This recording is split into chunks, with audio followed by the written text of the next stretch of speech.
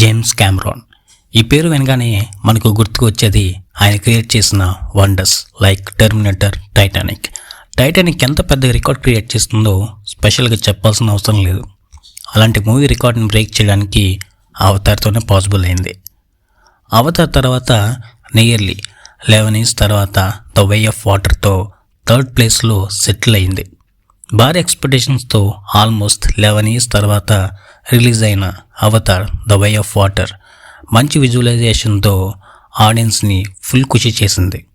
మరి fire and ash పరిస్థితి ఏంటి అంటే అసలు ఎక్స్పెక్టేషన్సే లేవు. అయినా కానీ ఆడియన్స్ చూశారు.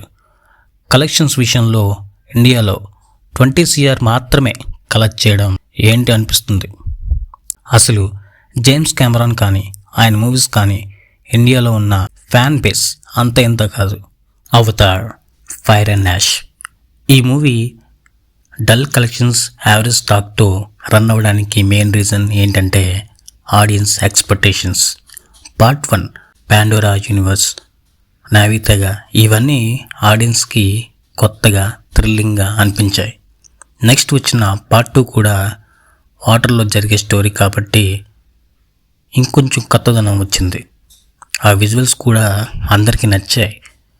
వాళ్ళు యూజ్ చేసిన మోషన్ క్యాప్చరింగ్ అప్గ్రేడెడ్ టెక్నాలజీ వల్ల రియాలిటీ అనేది వచ్చింది. అలానే పార్ట్ 3లో కూడా ఏదో కొత్తగా ఉండబోతుంది, ఏదో స్పెషల్గా ఉంటుందని ఆడియన్స్ ఎక్స్పెక్ట్ చేశారు. బట్ పార్ట్ 2నే కంటిన్యూ అయిందని డిసప్పాయింట్ అయ్యారు. కానీ మూవీ బాగాలేదనడానికి లేదు. ఎందుకనంటే విజువల్స్ విషయంలో కానీ, యాక్షన్ సీక్వెన్సెస్ విషయంలో కానీ ఎక్కడ కూడా మూవీ టీం తగ్గలేదు. ఎమోషనల్ డ్రామాగా బాగానే ఉంది. కొత్తదనం లేకపోవడం అంటే ఉంది. మాంగుక్వాన్ అనే ట్రైబ్ ఇంట్రడ్యూస్ చేశారు. నావీ తెగ వాళ్ళు దైవంగా కొలిచే ఈవన్ కూడా చిన్నగా అలా కనిపించి వెళ్ళిపోతుంది.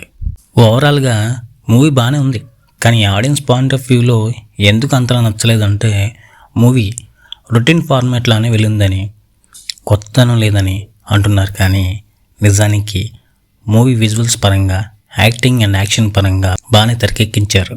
అసలు ఈ యూనివర్స్తో జేమ్స్ కెమెరాన్ అందరికీ ఒక మెసేజ్ ఇస్తున్నారనే విషయాన్ని అందరూ మర్చిపోయారు.